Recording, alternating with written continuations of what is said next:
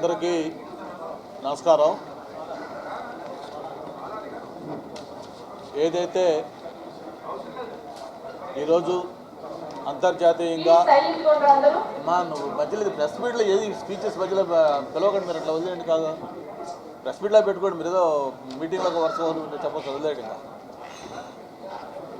అంతర్జాతీయంగా కూడా విశాఖ నగరానికి ఎలాంటి ప్రాముఖ్యత వస్తుందో మనం చూస్తూ ఉన్నాం. ఈరోజు ఒక సిటీ ఆఫ్ డెస్టినీగా, ఒక ఫైనాన్షియల్ క్యాపిటల్గా, మోస్ట్ హ్యాపనింగ్ ప్లేస్గా ఉన్న విశాఖ నగరంలో ఇటీవల కాలంలో ఈ స్పోర్ట్స్ యాక్టివిటీ ఎంత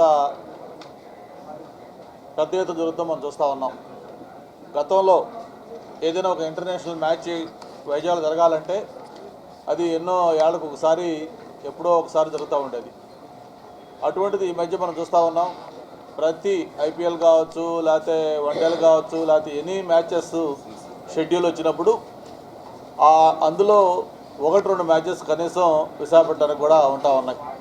దానికి ప్రధానంగా మొన్న ఎన్నికల తర్వాత, కూటమి ప్రభుత్వం ఏర్పడిన తర్వాత ఈ ప్రభుత్వం క్రీడలకు ఇస్తున్న ప్రత్యేకమైన ప్రోత్సాహం అని చెప్పుకోక తప్పదు.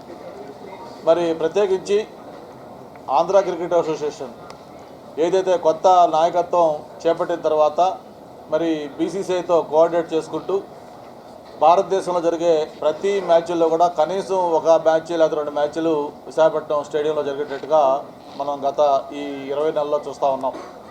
దానికి ప్రధానంగా సహకరిస్తున్న మరి బీసీసీఐకి, అలాగే ప్రత్యేకించి అమిత్ షా గారికి, ఏసీఏ ప్రెసిడెంట్గా ఉన్న కేసినేని చిన్ని గారికి, సెక్రటరీ సతీష్ గారికి, అలాగే వాళ్ళ టీం మెంబర్స్తో పాటు ప్రత్యేకించి యువనాయకులు లోకేష్ గారు ఈ మ్యాచెస్ జరిగేటప్పుడు ప్రత్యేకంగా ఏదైనా ఒక ఇంపార్టెంట్ మ్యాచ్ ఇక్కడ జరగాలనుకున్నప్పుడు అవసరం వస్తే అమిత్ షా గారి అబ్బాయిగా ఉన్న జైషాతో కూడా మాట్లాడి ఆ మ్యాచెస్ ఇక్కడికి తెచ్చే విధంగా కూడా మనం చూస్తూ ఉన్నాం.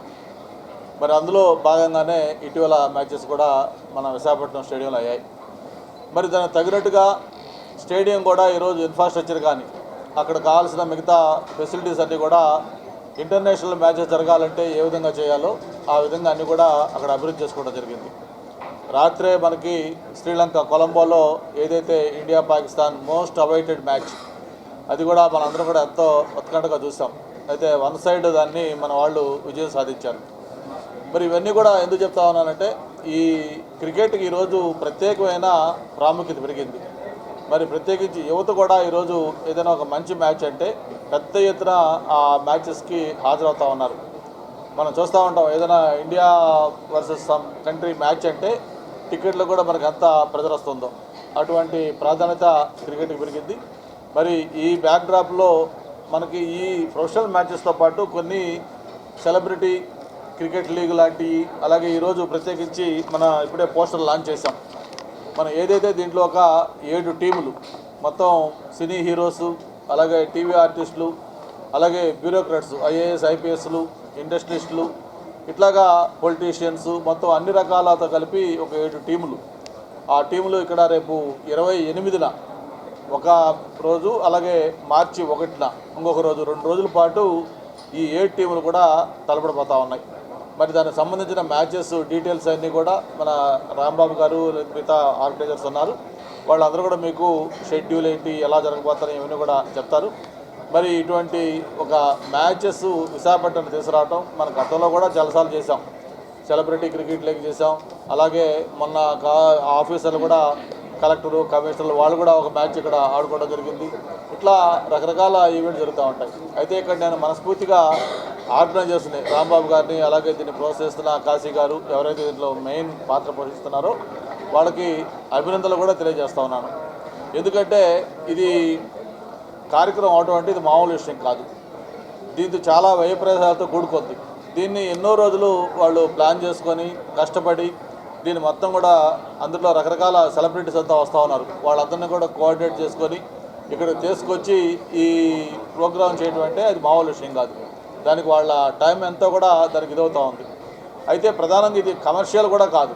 ఏదైతే ఇది ఒక చారిటీ మ్యాచెస్ లాంటివి, దీంట్లో వచ్చే ఇన్కమ్ ఏదైతే ఆదాయం వస్తుందో మ్యాచ్ నిర్వహణకు పాను మిగతా వచ్చే ఆదాయాన్ని వాళ్ళకి స్పాన్సర్స్ కావచ్చు, యాడ్ రెవెన్యూ కావచ్చు, మిగతా వాటిలో వచ్చే ఆదాయాన్ని దాన్ని మళ్ళీ గవర్నమెంట్ సీఎం రిలీఫ్కి కానీ లేకపోతే స్పోర్ట్స్కి కానీ అలాగే పేద విద్యార్థులకు సంబంధించిన ఎడ్యుకేషన్కి కానీ హెల్త్కి కానీ వాళ్ళు అక్కడే మేము ఖర్చు పెడతామని చెప్పని కూడా అనౌన్స్ చేయడం జరిగింది.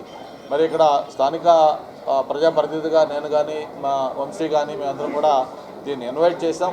విశాఖపట్నం రమ్మని చెప్పి వాళ్ళని కోరాం. మా ఆహ్వానం మేరకు వాళ్ళు వచ్చి రేపు 28న 1వ తారీఖున ఈ కార్యక్రమాన్ని విజయవంతం చేయాలని చెప్పి కూడా మీ ద్వారా కోరుకుంటూ మరి ఇప్పుడు సోదరులు వంశీ గారు మాట్లాడిన తర్వాత మైకులు పెడితే బాగా రావట్లే.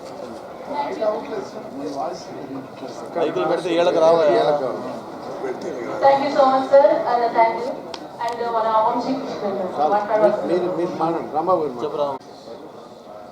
అందరికీ నమస్కారం.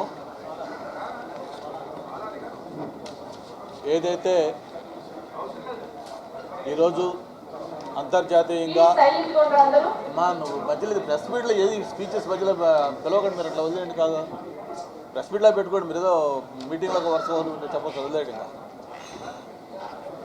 అంతర్జాతీయంగా కూడా విశాఖ నగరానికి ఎలాంటి ప్రాధాన్యత ప్రాముఖ్యత వస్తుందో మనం చూస్తూ ఉన్నాం. ఈరోజు ఒక సిటీ ఆఫ్ డెస్టినీగా, ఒక ఫైనాన్షియల్ క్యాపిటల్గా, మోస్ట్ హ్యాపీనింగ్ ప్లేస్గా ఉన్న విశాఖ నగరంలో ఇటీవల కాలంలో ఈ స్పోర్ట్స్ యాక్టివిటీ ఎంత పెద్ద ఎత్తున జరుగుతుందో మనం చూస్తూ ఉన్నాం. గతంలో ఏదైనా ఒక ఇంటర్నేషనల్ మ్యాచ్ వైజాగ్లో జరగాలంటే అది ఎన్నో ఏళ్ళకు ఒకసారి ఎప్పుడో ఒకసారి జరుగుతూ ఉండేది. అటువంటిది ఈ మధ్య మనం చూస్తూ ఉన్నాం. ప్రతి ఐపీఎల్ కావచ్చు, లేకపోతే వన్డేలు కావచ్చు, లేకపోతే ఎనీ మ్యాచెస్ షెడ్యూల్ వచ్చినప్పుడు అందులో 1-2 మ్యాచెస్ తెలుగు సెలబ్రిటీ క్రికెట్ లీగ్ని ఇక్కడ తీసుకొచ్చినటువంటి స్పాన్సర్స్కి, ముఖ్యంగా మా రాంబాబు గారికి టీం అందరూ కూడా మనస్ఫూర్తిగా ధన్యవాదాలు.